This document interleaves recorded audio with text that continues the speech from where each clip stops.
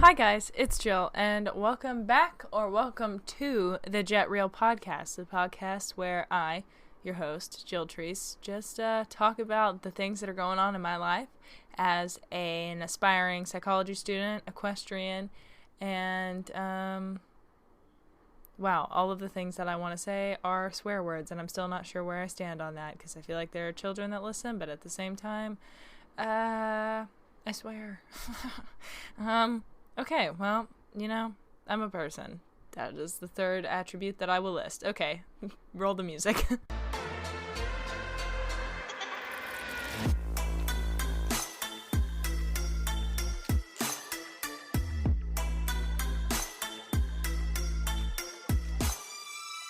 Okay, so now that we got that bad boy out of the way, and my cats have appeared to stop running. Hey, I will throw you outside if you don't stop. They are so calm every single time until I decide to record, and then they just lose their minds. Alright, I'm back and ready to mingle. I took a brief intermission because my cats were seriously frustrating me, and also my microphone, the little spit pad, I don't know what you call that, it's driving me crazy, and my mic kept spinning, but I seem to have fixed it. I just kept twisting things. That is my timer to wake up from my nap. But I was panic-stricken mid-nap because I was like, oh, it's Monday and I have a podcast tomorrow. So we're doing that. One of these days, I'll remember to record it prior to it being a few hours before it goes up. My cats are hissing at each other. That is enough, everyone. Hey, what are you doing? Standing up on your back legs like that. It's freaking weird. Not meerkats. Get out. Yeah, that's what I thought. Okay, anyway, this week's episode is, I don't know. A few days ago, I was like, wow, this is going to be a dark and deep, heavy one. But really, the only reason that I thought that was because I have had a very deep and dark week. And I'm terrible at talking about it. And you see, we're just going to dive right into it. So, as I've mentioned in previous episodes, I struggle with depression. And I noticed that it was something that happens for me when I was about 14. I don't know why I'm talking like a robot. When I was about 14, I started having some identity crises. And I actually have never talked about this on the internet before. And I made a decision right now, right here in this moment, that I'm going to talk about it.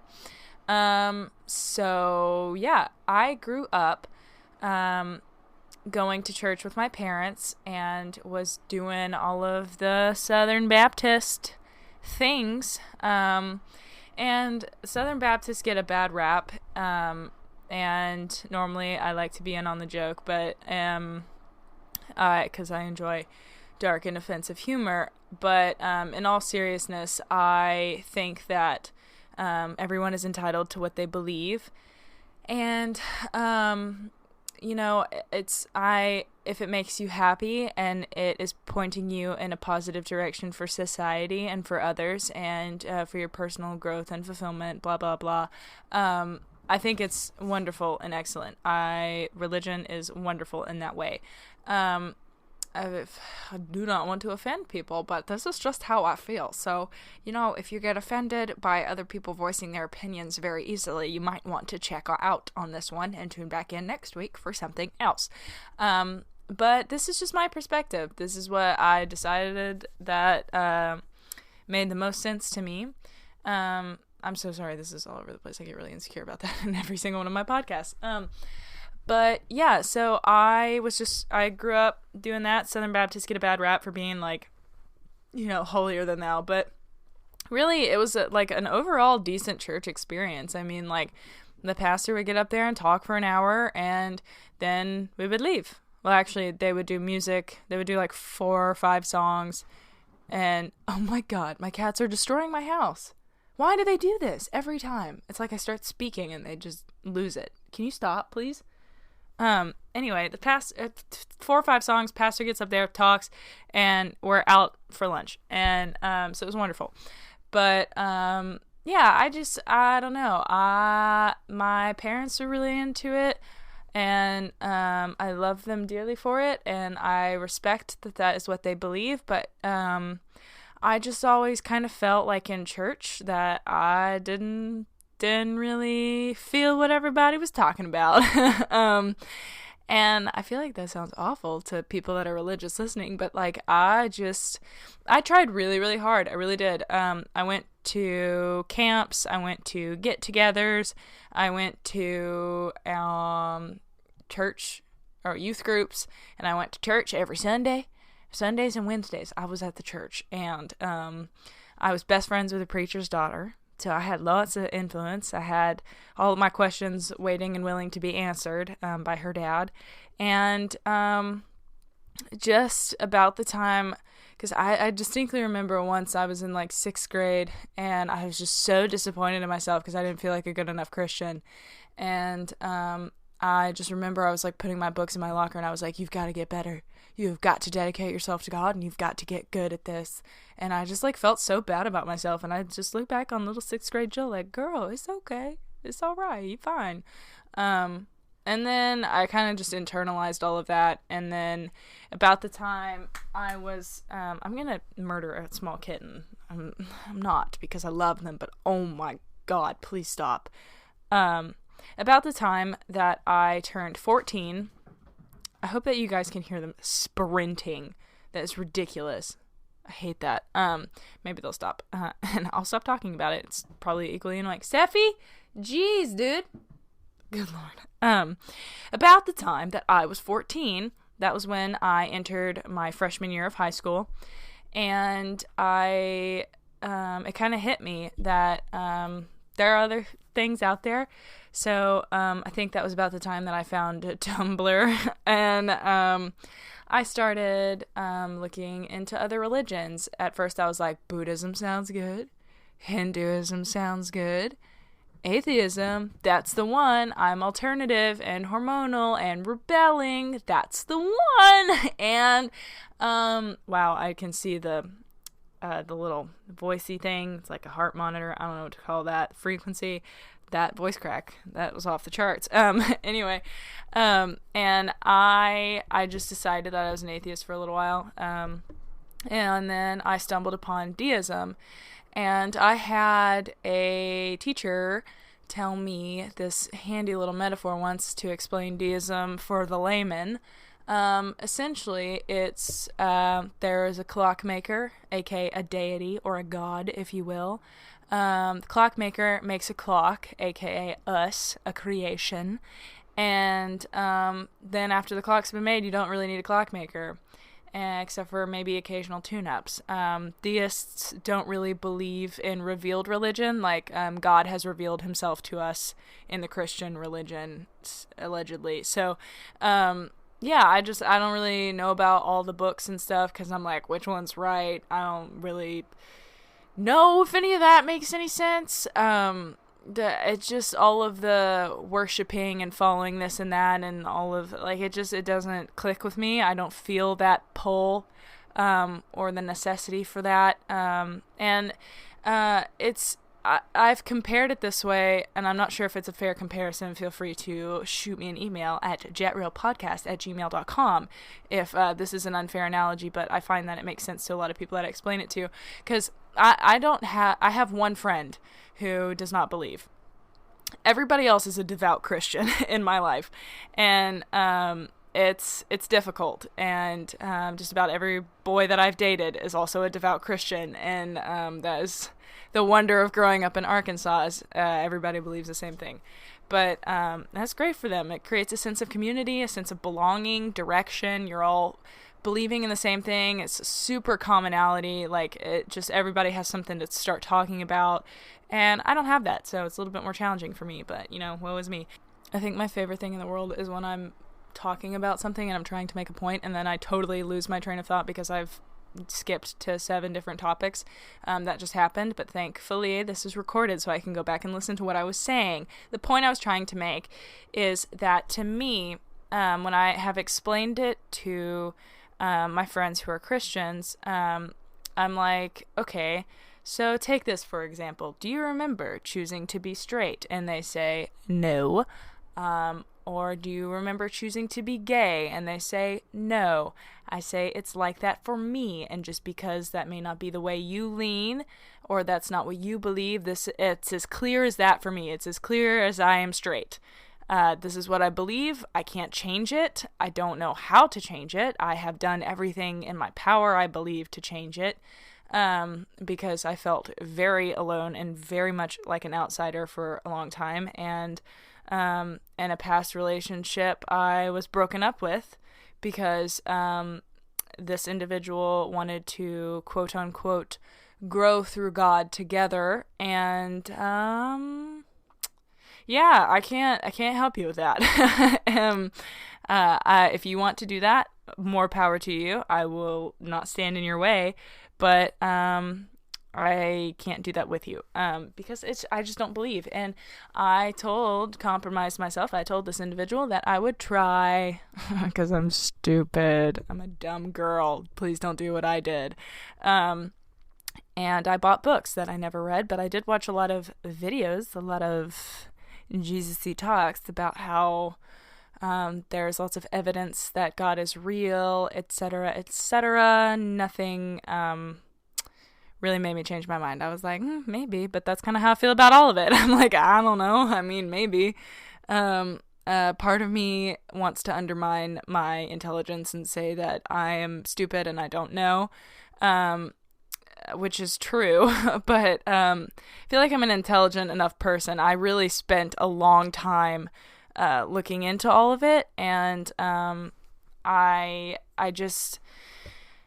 tried really hard to fit the mold. It's not something that I wanted. I went through a phase where I was like, I'm an atheist, but like, I was like, I think it would be just as ignorant for me to say, I know for 110% fact that there is no God, as it would for me to be saying that there is a God, because I just don't know. Me, I don't. Some people, they do. One of my friends knows there's a God. My parents know there's a God. Like, I don't. Like, it's just not the knowledge that I have. That's not been my experience in life. And that is a-okay. And, like, I have no problem with religion whatsoever. If anything, my problem with it is that I don't fit into it. I just, like, it's not what I believe. But I think that it, like I said, it offers a great sense of community, of belonging, of commonality. It offers explanations. It offers hope. It offers guidance, etc., etc. Religion has a lot of wonderful things. Like anything in life, it also has its drawbacks and cons, but I'm not here to dog religion. I just wanted to explain that this is likely the origins of what triggered my depressive experiences. So anyway, we're circling back to that. Yes, indeed. About 14 is about when I realized and started going through my religious identity journey. And I was really, really depressed because it isolated the fuck out of me and my friends. See, we're still not comfortable swearing. I warped it. I'm sorry. I just want to be able to talk normally, but I'm so scared for the internet. But it really isolated me because all of my friends were like that in high school, and they all believed in God, the Christian God, and I was like, I don't know about this, guys. And then I was just that weird dark girl that, like, didn't. And I remember telling people in high school when I got more confident about it and I was, like, more secure in myself, I was like, yeah, I don't believe. And they would be like, oh no. And I was like, my dog didn't die. It's just, that's what I believe in. Like, you believe the sky is blue? I happen to agree with you. You believe in a God? I happen to disagree. It's fine. Like, I get it, because I know from a Christian perspective that there's the, like, yeah, you're not gonna go to heaven with me, but that's just not the reality that I'm living in, you know? I mean, I don't know which one is the quote-unquote correct reality, but in my reality, I'm not going to heaven, you're not going to heaven, it's just, I don't know what happens after. It just ends, I guess. I don't know. Maybe there's something. Maybe there's a heaven. Maybe there's an afterlife. Maybe it's purgatory. Maybe there's nothing. I don't know. I cannot tell you. That is because I do not have a handy-dandy little book that tells me the answers to these things. I wish that there was, and I did believe in the handy-dandy books, because then all my questions would be answered, and I wouldn't have to have existential crises regularly. Crises. That's a burp, just for you. Tasted like popcorn. And so anyway, that little identity crisis was a huge pivot point for me, and I started to get like really intellectual at that point, because I lost all of my friends in high school, and that's so funny because I know that those of you that were like with me on Instagram at that point had no idea any of that was going on. I've always been super open and honest on Instagram, but only about horror stuff, never about like what I'm going through. And anytime I made a post about like me going through something mental, all the comments were like, oh, you're so brave. But like it's just human existence. I think we all have different levels of suffering and existing, and you know, I never wanted to talk about it. And also during that time, my parents were unaware, and I was just going to church because I was really, really terrified of disappointing them. And I didn't think that they would like reject me or send me to brainwash camp or anything like that. They're not those kind of people. But I didn't want them to look at me differently. I don't know, I just didn't want to disappoint them. I've kind of been that way my whole life. I just don't like disappointing people. I'm a people pleaser through and through, and we are working on that in therapy. But yeah, I don't know. It really felt like it set me apart. It was super isolating. Like I said, I only had one friend that did not believe, and everyone else in my entire life did. And it was just kind of a topic that we never talked about, and when my parents would say things about it, I'd just be like, yep, and just tried to avoid church functions at all costs. And not because like I was just like, oh, I hate this so much. It was just like I felt weird. It felt like oh god, I can't even think of an analogy. Just like, I don't know, I just felt like a fish out of water. I was like, I just don't belong here. Like, I feel like a fraud. Everyone here, like, is on the same page and is so full of, like, vibey, lovey, God praise this, that, and I don't feel like that. And I feel like this is strange. I don't want to be here. This is not where I belong. So, yeah, that was all of that. Triggered I really can't remember being depressed before then. I'm sure if I thought about it, maybe there were a few instances, but I think that's what, quote unquote, triggered the disorder, if I had to take a stab at that. And then from then on, it was like months at a time of just like void. And so that's kind of what I really wanted to talk about on this episode. And I'm sorry that I rabbit holed into the religion stuff, but I realized that I've never talked about that, and I did want to make that more clear, because I don't know, I wonder that about people a lot. I wonder what they believe, and I find it interesting, so I think it's nice to hear someone else's side. I mean, if you guys want to know more about what I believe, I can talk about it at greater length at some point, but I mean, essentially it's just I don't know, and it doesn't particularly bother me that I don't know. I just try to live my life as a good person. I want to make other people happy. I want to help people. I want to play with ponies and learn as much as I can in this life, and be fulfilled and help others. And that's, I don't know, I live by my moral compass. A lot of my morality and my values are derived from Christian values, because that's how I was raised. But I did some reflecting on them and decided which ones I wanted to keep and which ones I don't really care about. So yeah, there's that. But as far as my experience with depression, we don't call it my depression or I am depressed. We don't say those things, because then you identify with depression and you are not your disorder. But this is just therapy tricks. I don't know.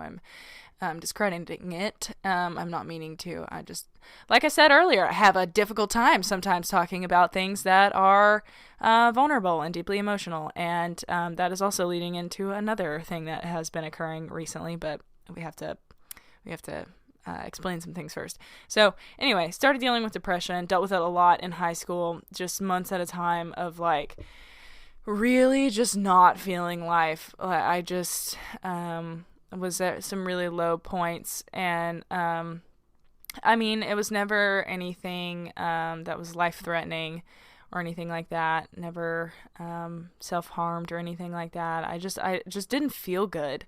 I mean, like, I don't know, sometimes I feel like a bit invalid in calling it depression, but it is what it is.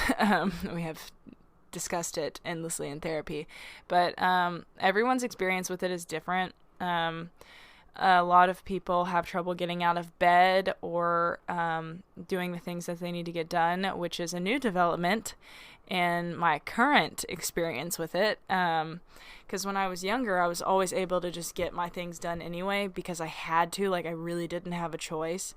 Yeah, I don't know. I just was always able to just push through anyway, despite how I was feeling. If anything, it was a nice distraction from how I was feeling. But I'll try to explain it the best I can. How it feels when I am depressed is just kind of like, I don't know, this is the way I've always explained it. It's like there is, I feel it like almost physically sometimes too. Please don't write me off as a crazy person. It's an actual, an actual thing. Like, I don't know, I just kind of visualize it, I guess, by thinking that like my belly button region, hang with me, like down there is like just an empty void, like pointless, hopeless, awful feeling. Like it's just, it eats me alive. I don't like it. I hate it. And it's just, it sits there and it's like a base of a pyramid. And then every good or bad experience that happens throughout my day, my week, whatever, piles on top of it into a pyramid.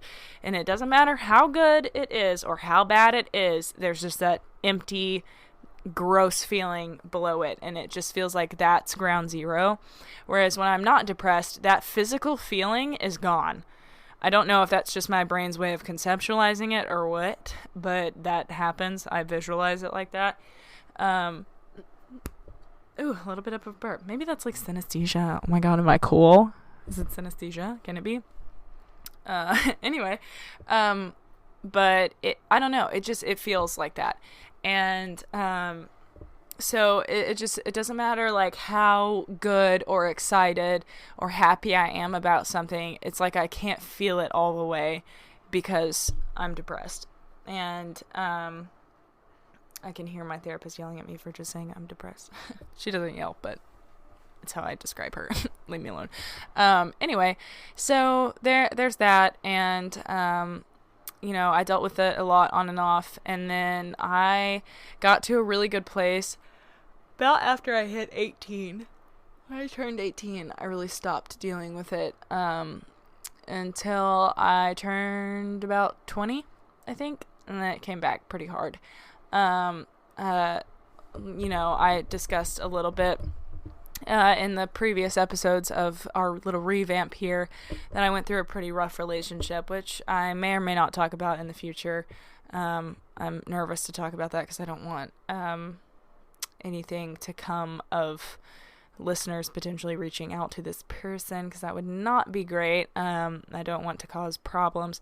But that relationship was really, really hard on me in a lot of ways. It's just a lot of on and off ness, and I never really knew where I stood, and that just anxiety ate me alive, and the breakups hit me really hard, and then when we would get back together, it was just kind of like an interictal period. Like I was just waiting for the next breakup, and they came every 3 months like clockwork. It was ridiculous. I hated it.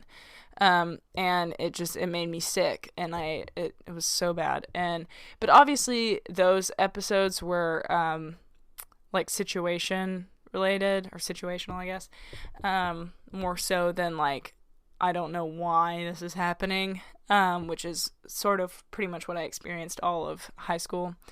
And then we officially like finished whatever at the beginning of last semester, and I was like fine grieving, but like everything felt pretty normal. And then after I kind of like was like, okay, I accepted it, then I just got really, really, really, really depressed. And I think it had kind of been building for a minute because of a lot of different factors, like losing interest in social media and horses, and just overall kind of burnout in general. Just annoyed at the way I'm talking. So yeah, I don't know. I don't know if it is situational, if it's just because of the things that have been happening. Does that make sound? No, it doesn't. You probably heard that, but I wasn't sure if it was my talking that made that loud bump. Okay, it's fine. Anyway, I don't know. I can't ask my brain, to diagnose me via the DSM, whether it's situational or just, depressive mood disorder. But I don't know. I had since like end of August, I have just like been in this weird funk, and it's like I can't read it really well. It's just like usually I'm able to be like, I am in a depressive episode right now, but this too shall pass. It will get better, and I will stop feeling like this. And then that happens, and then it does, and then I do. And so this time it just feels rockier. I'm sure because maybe it's just like kind of a seasonal one as well. I don't know. I'm just shooting in the dark here. And then also there's the environmental factors. Like I just went through a really rough breakup, and I'm not really thrilled with my living situation and the direction I'm going, blah, blah, blah. Could be a lot of different factors. But I don't know. It feels like I can't put my finger on any one thing that's like, this is why.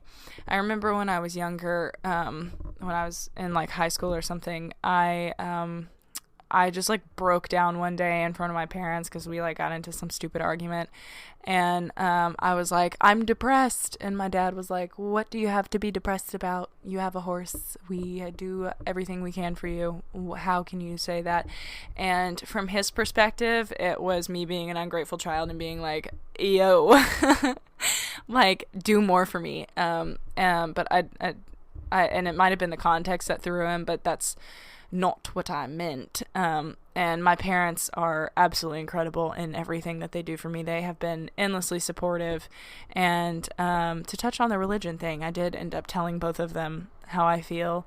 And while, of course, they were like, believe what we believe, they were also like, we still love you. I mean, like, you do you, but also fix that eventually. Which is fine. I mean, that's what you're supposed to do in that religion anyway. But probably not gonna. Anyway, so yeah, I remember it being like, or my dad just being like, why could you possibly be depressed? And I was like, I don't know, that's kind of the point. And that's how I feel right now. Like, I don't know. It could just be a lot of stuff. But it's not one of those things, that is just like a quick fix. And if you're listening to this podcast and you say, hey dude, just think positive thoughts, stop being so negative or cynical, or stop focusing on all the things that are going wrong in your life, then to you I say, you have probably never experienced depression. Because and not to justify it, like, listen, I am in therapy, and homegirl is studying to be a therapist, so I arguably know more than the average person about this, and have therefore tried to implement all of those practices on myself, and to some degree, I think it just has to run its course. It feels like a virus that just has to get out, and that's how it has been every time. When I was in high school, before I knew all the things that I did now, I always knew, like, it has to stop at some point. It can't be like this forever. This too shall pass, however you want to phrase it. And it did. It always ended. And I just held on to that and was like, I guess I'll just wait until I feel better. And then all of a sudden one day I would wake up and I wouldn't have that feeling in the pit of my stomach anymore. And I would just be fine. And then I could feel the high highs and the low lows and just never felt like blank. And this time, that is kind of how it feels. And the thing about depression is that you can really try, and I do still, and I try my hardest throughout the day to reaffirm myself, be positive, focus on the good things, like I'd sometimes just take a moment and I'm like, think about 3 good things that are going on right now. Say something good about today. Say something good about that person. Focus on something you like. Find something around you that you can appreciate. Think about something you love. Like, I have to force myself to do that because just throughout the day, like, I just, like the other night, this is an example that hopefully will help clarify this. I had spent all day with my best friend and I was watching, her boyfriend play basketball, and I went to dinner with her and his family, and we all had a great, wonderful time. And we were all laughing, and I drove home crying because I just could not shake the thoughts that were in my head, and it's I don't know. It's hard to explain because, and I explained it to her and she was like, it just blows my mind because I have no idea how you could think that. And this is what happens, or this is what did happen. I'll give you a play-by-play. So, I get in my car and, just emotionally exhausted and drained and was like, because I'm an introvert, believe it or not. I don't think most people that are an internet presence are. But I am very, very drained by interactions with people. And as much as I love it, and I need it, it drains me. It doesn't energize me like it does for extroverts. For those curious also, that is the difference. There is no such thing as an ambivert. You cannot be an introverted extrovert, etc. You can be an introvert who does like to hang out with people, but if you are more drained, find yourself feeling more tired and needing some alone time, you're probably an introvert. If you are energized and excited and outgoing all the time, then you're probably an extrovert. I am an introvert and I love hanging out with people. I love my people. I like going to parties. I like going to concerts and social events, but I'm very tired after, and I probably need a breather after it. Anyway, that's a tangent because that irritates me when people say that, because I was one of those people. Fix it. Anyway, what were we talking about? Okay, so I'm driving home. I've had this like wonderful afternoon with everybody, and the thoughts just were like assaulting me, just like popping into my head, like, nobody wants to hang out with you. They don't like you. You're not good enough. You can't be the person that you want to be around them. You're failing. You're not good enough. They don't like you. They don't want you anymore. And I was like, those are really intense, hurtful thoughts. And it was like, they just like kept coming. And I don't know how to describe it other than I was just like sitting there like, that's not true. That's not true. Every time something like that popped in my head, I was like, that's not true. You are not thinking that. Like, it just kept popping into my head. Kind of like, there's a word for it, but I don't know it. Like when you're driving your car, and don't think that I'm like suicidal. I'm not. But like, there's a word for this. Like when you're driving and you're like, I could jerk the steering wheel right now. I'm not gonna, but I could. Like, that's kind of how it. And you're like, where did that come from? Like, I'm good, but why am I thinking that? And that's how it felt. Like, it's just ridiculously hurtful thoughts that I'm thinking to myself, and I don't believe them. And I didn't in the moment, too, and that was the crazy part, because they kept hitting me, and I was like, that's not true. You're fine. Like, you are good. You like those people. They like you. They wouldn't have invited you if they didn't like you. People get tired and you're tired and it's been a long day. You're okay. And I just had to like completely reassure myself as I'm like bawling my eyes out driving home because I just can't stop my brain. And so, I mean, that's kind of how depression feels. It's you think positively, but these awful, debilitating thoughts just pop into your head. Just like mine are normally centered around worth, like whether I'm worthless or not doing enough or not good enough, blah, blah, blah, because self-esteem has always been a fun thing for me. Yeah,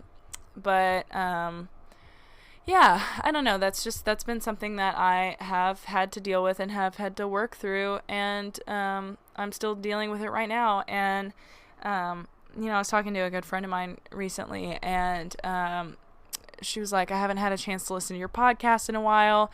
How are you doing? And I was like, honestly, I sound a lot happier than I am in the podcast.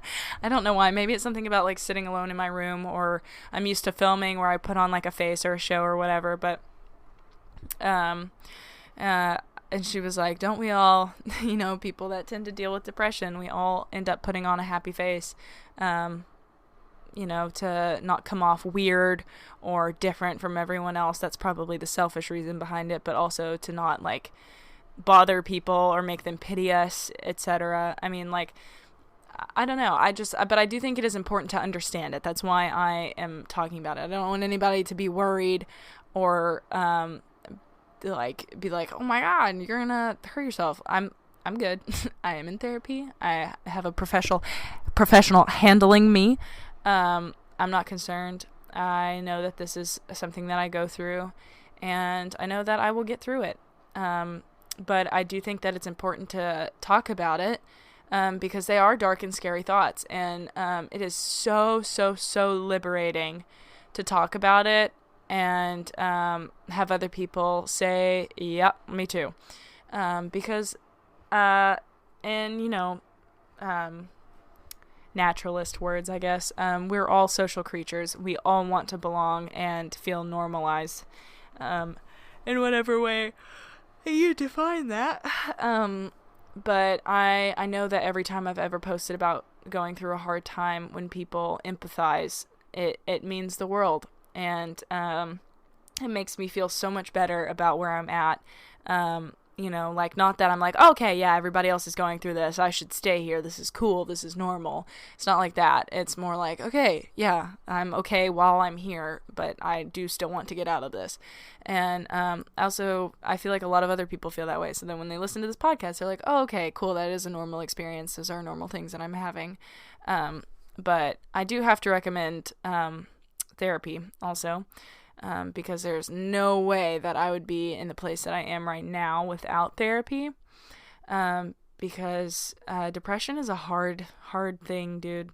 It takes a lot out of you. Like, things that, cause like when I first moved up here, I was getting up at like 6 a.m., going out, riding 3 horses, then heading to my 10 a.m. class, then coming back, riding another horse, and then going to a 3 o'clock class. Like, I was just so on top of everything. And then I would film, I would edit videos all night, I would do all my homework. Like, I was just a beast. And everyone was like, just like, how on earth is your work ethic that kick ass? And now I feel like a complete waste of space because I can barely get any of the things done that I need to get done. And I don't know if that was too many dones, probably. Dun. See what I did there?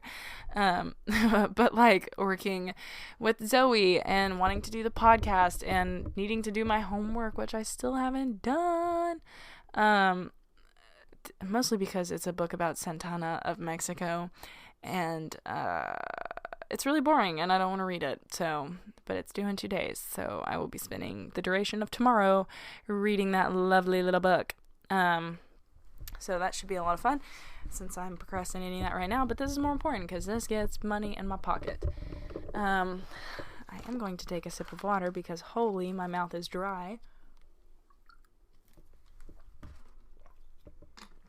Okay, we are refreshed.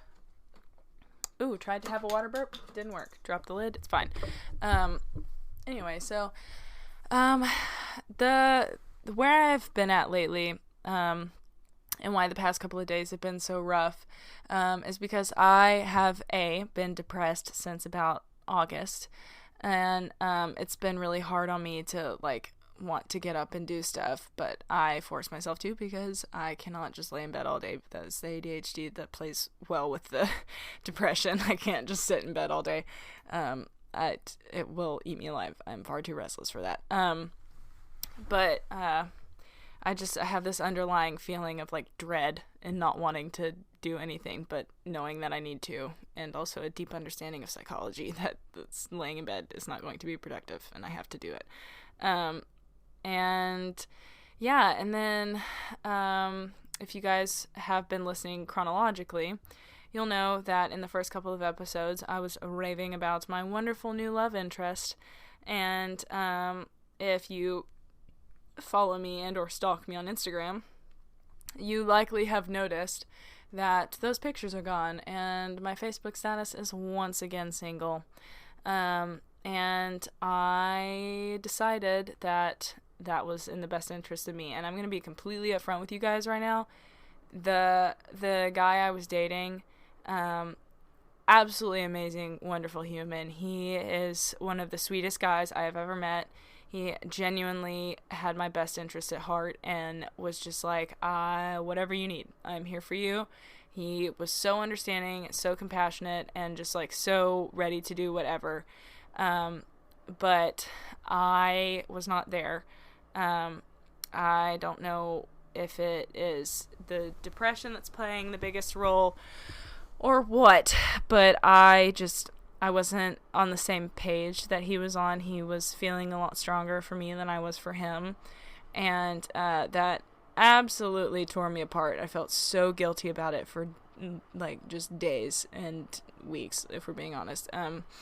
I didn't feel right about it. I felt like I was leading him on and that I was gonna hurt him. And finally I just talked to him and I was like, look, I don't feel like I can do this right now. Like, it's just not fair. You deserve to be with somebody who can give you everything and who is ready to be in love again. And I don't think that's me. I think it's too soon. And this is so complicated to explain because I don't want to go on about it for forever, but I do want to touch on it because I think it's really important. I don't believe that I'm still in love with my ex, or like I definitely don't want to get back in that relationship whatsoever. But I think that the mental state that I'm in right now is just too guarded to even try and feel anything right now. And I just found myself wishing, when I was in that most recent relationship, I was just like, I kind of just wish that I was on my own. I kind of just want to focus on school and getting back in touch with the horses. And, I just want to get back to me. Right before I met the last one, I don't like using names on here. It feels weird. Right before I met him, I started to feel better for a few days. And my therapist always says that, like, you attract the people to the state that you're in and the things that you're desiring. And at the time, I was desiring love and compassion and closeness with someone. And I finally started feeling better, so I attracted somebody who was attracted to people who were in a good mental place and who was receptive to love and compassion and closeness, and that is exactly what I got. Somebody who is willing and more than ready to give everything they had, and that just absolutely broke my heart because I'm so not there. I feel devoid at the moment, and I want to be with my animals, and I'm not to be a person that's like, I like animals more than people, but like, I don't know, I just want to spend time getting back to who I am, and it's very complicated and hard to do when you're working with someone else's schedule and having to think about them, answer them, and make plans with them all the time. It's much easier to just, do you when it's just you. And we're still friends. We're still close. We ended on good terms. I just think that was the most fair thing that I could do.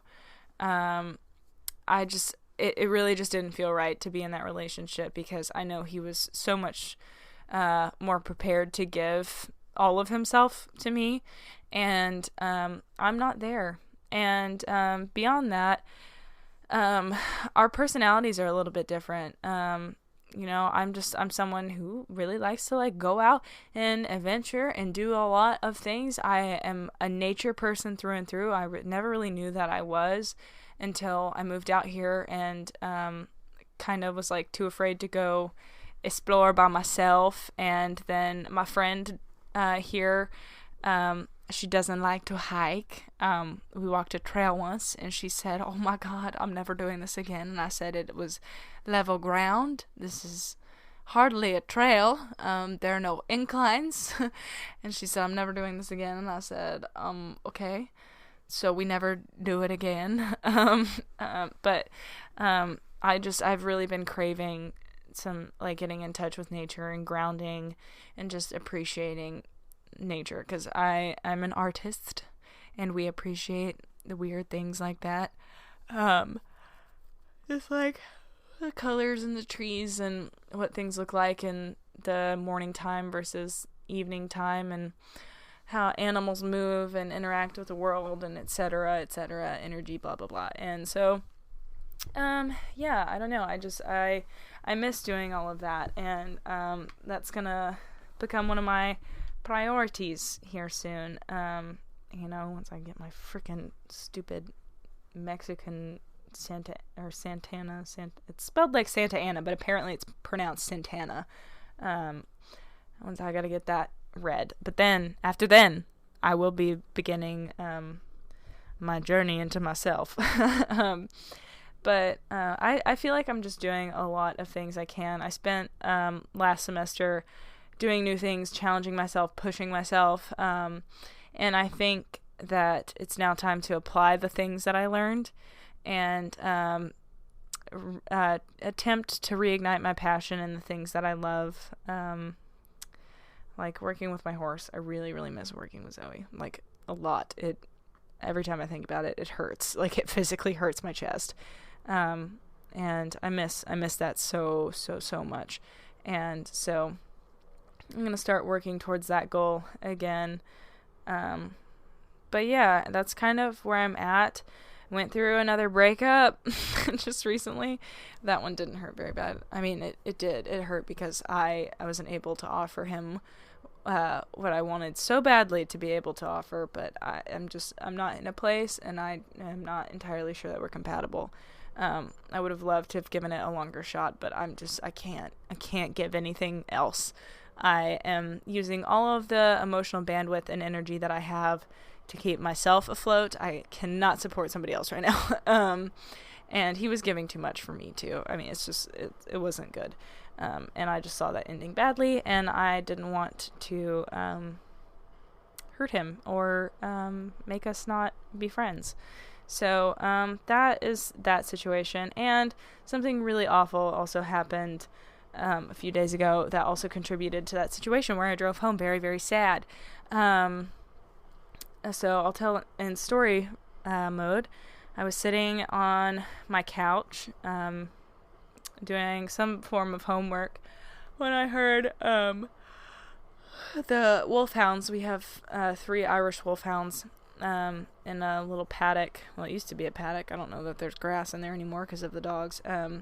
But they're in there, and they have like a little shelter and everything. But in the past, 3 kittens have gotten in with them. It's a very high fence. I don't know why they insist on climbing in there, but they have. And unfortunately, 2 have died. It's a horrible, horrible situation. And it hurts me, and it hurts my boss, and it hurts everybody who works here and is so in love and attached to the animals. But unfortunately, there isn't really anything we can do. I mean, we've built the fences higher, we've reinforced the bottom of it, and it's just, I don't know. It's also not my call, so don't come at me for that. But we 3 kittens have gotten in there. We lost 2. one ended up living. But so I naturally am on guard when I hear those dogs making sounds, and I heard I heard them all like just yelping and howling and barking, and I was like, oh shit, what is going on? And so I just like run outside in my bra and sweatpants, and I see our Great Pyrenees, Gracie, and this black lab that like showed up a few days prior. And we were all like, he seems like a sweet dog, but he's like, we don't know how he is around cats. But he hadn't chased any of the cats. He was being really good with all of them. And so we just figured that he was like another Gracie and wasn't going to do anything. And but I heard the wolfhounds, and I went outside, and Gracie and this black dog were, they had my favorite kitten. His name was Scorpio. He came with his brother, or his two sisters, Gemini and Pisces. Yes, I named them because I'm that girl. All of our cats have theme names. But they got dropped off by some people a while back because they just had some kittens, or they found them and were like, we don't know what to do with them, and we're like, we'll take them. But Scorpio was a little orange and white kitty, like my Wallace, who's currently sitting on my lap, who has chilled right out. And I loved that little thing. He was so sweet. And as you can tell by my past tense and somber tone, they were going after him, and I screamed at them so loudly that it scared Zoe and Amber, who were in the paddock that they were fighting in front of. The dog fight didn't scare them, but me yelling did. And the dogs took off, and I went over to Scorpio, and I'm like shaking and panicking, and he climbed up the fence, and he let me grab him, and I took him into the barn, and I set him down on the concrete to like look at him, and he didn't have any puncture wounds or anything like that, but I put him on the ground, and it's concrete, and he like went to get his belly as close to the ground as he could, kind of like dogs do when they're really hot. And I was like, it's like 40 degrees outside. This is not good. And then he started panting, and he vomited and started defecating a lot. And I called my boss, and she was like, I can't afford another vet bill. And just keep an eye on him. If he gets much worse, then we can try. But and he ended up dying. So the dog got rehomed. We found a home for the dog. But unfortunately, Scorpio did not make it, which it just sucks. I mean, we have so many animals out here. Just it's hard to understand when you're not in the situation. But like, we've had a horse die this year. She was in her like 40s, though. I mean, she was really, really old, really old mare. And we had a foal die that just had this. I don't know what was wrong with her. I think it had to be a genetic disorder. Our vet ran every test that he could on her, and her back legs just refused to stop swelling to the point where she couldn't walk on them anymore, and she just couldn't take it anymore. Also, I think her heart was like way larger than it should have been or something. I don't really remember all the details, but she died this year. We've had 2 kittens die. I had to rehome Mila because she killed another one last year. And we had the other wolfhounds, the older ones, those passed, and they were really old though. But it seems like it's just a constant cycle of life happens. I mean, dogs will be dogs. Cats will be cats climbing in with the dogs. Old horses die. Young horses can have problems. I mean, like, and for the record, my boss is a responsible breeder. She does check those things before. It's just a freak accident. But yeah, I mean, it sucks. It really, really does. And being surrounded by that all the time is really, really hard on me also. Because if there's one thing I care about, it's animals. And I love animals, and seeing them hurt or dying or dead is like one of the most painful things, I think. It hurts a lot. And so that happened the other day, and didn't mean to really talk about that at that great length, but I really loved that little kitten, and now he's gone. And just irresponsible choices made. We should have found a home for the dog sooner because we didn't know him. Could have brought the cat into my house. I thought about doing that because I loved him and I did not want him to die. And it seems like we are cursed when it comes to dogs and cats. So, I mean, it just, I don't know. That also did not help the other day. So it's been a rough week. But yeah, I think, God, I don't want to end on that note. Let's find something else to talk about. I can wrap it up. Positive things to say. So on the topic of religion, I think that if you are in a situation where you are not entirely sure about what you believe, or this is something that I always like to talk to people about, and like if you've just always followed what you've been told is the truth, question it, and not from a state of like, I don't believe in the religion that I grew up in, so you shouldn't either.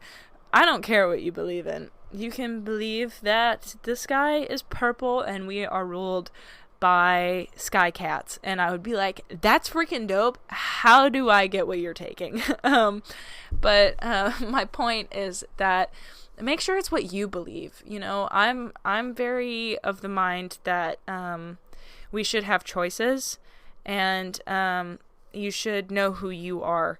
And I think knowing who you are offers a lot more availability for opportunity and choices in your life. And I feel like if you just blindly follow, then you're really limiting yourself. So even if you look inward or outward or look elsewhere and you find that you still believe what you've always believed, cool, you've strengthened your faith. But if not, then you've learned something about yourself. And I think that that's the most important thing in life, is to know thyself, and then in doing so, you can help other people and connect better with other people if you truly know what's going on inside you. But that would be my fascination with psychology showing. But yeah, so religion, just make sure it's what you believe, and you're doing it for the right reasons, whatever definition or whatever that means to you.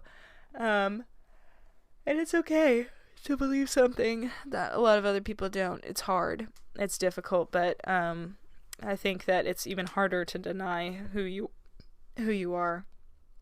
Sorry, I burped in the middle of that sentence. I apologize. Depression.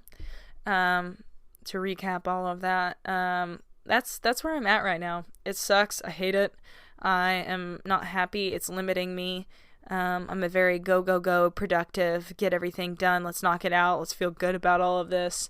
Have 10,000 things going at once kind of person. And to not be able to do that is a lot. And it's not that I've just decided that I'm this person that can't do those things anymore.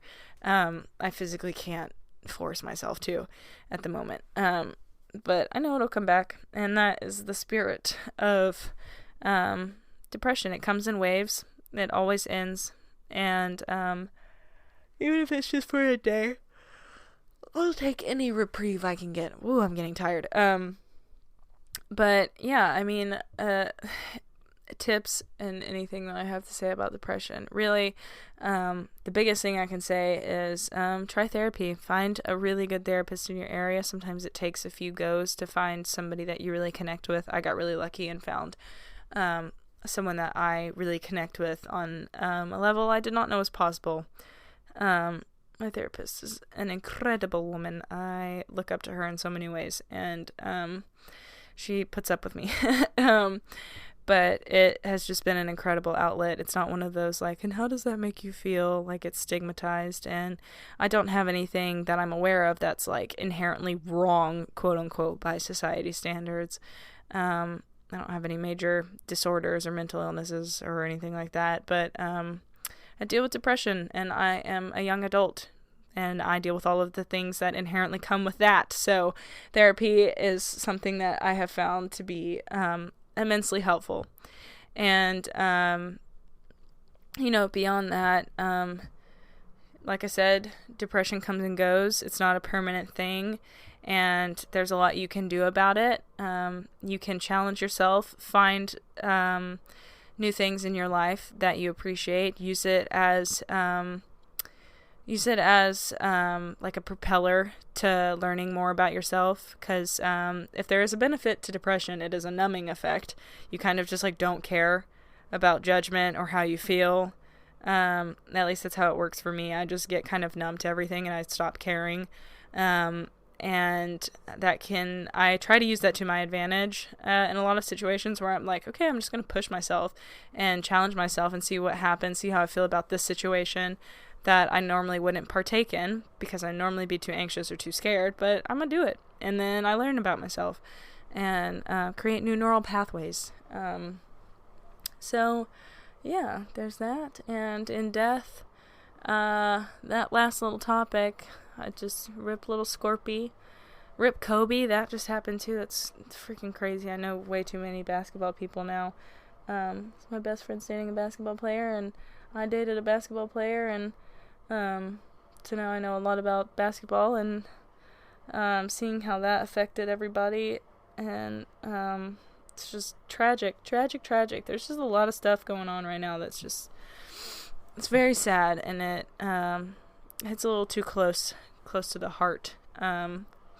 But it's life. We have to deal with these things and celebrate the time that we had and the mark that they left on us. I realize that I'm talking about a wildly talented athlete and a very small kitten in the same idea, but I mean the sentiment applies. But yeah, I think that is about all I have to say for this episode. I hope that I was able to provide some clarity. It does feel really good to be finally honest about where I stand on religion. I used to get asked all the time, but I was always too afraid to answer because I didn't want anybody to be like, oh, you don't believe in God? Without me being able to like give my full stance on it. And like I said, I can go into more depth about what I actually believe and how I came to believe that if you guys are interested in that. But if you're not, then I'm not going to waste my time talking about it. But yeah, just shoot me an email. Let me know what you guys are wanting to listen to. I've read a few of them, but I haven't had quite the time to respond. But I do see them. So yeah, I think that is about all the energy and time I have for tonight, as it is 12:35, and I have to take a shower and read a very boring book and drive to Little Rock tomorrow. It's very far away at this point. So I'm gonna sign off. Thank you guys so much for listening to this week's episode of the Jet Real podcast. You may find me. I'm so burpy and yawny tonight. It's very annoying. You can find me on Instagram at JetRealPodcast and at Jill.Treese. You can find me on Twitter at JETEquiTheory. That's JETEquiTheory. I tweet frequently, and I'm really trying to figure out how to change that username, but everything is taken, like Jill.Treese, JTreese, JetTreese, JillTreese, Jill_Treese, all of them taken. It's awful. But JETEquiTheory is hard for people to spell, but that's also my main horse account on Instagram. I mean, it's like whatever. Anyway, those are the places that you can find me. You can listen to this podcast every Tuesday. And any platform that you would like to listen on, it is likely available. Thank you, as always, for listening to the very end. I appreciate you guys endlessly. And I will see you guys, or you will listen to me next week. Okay, bye.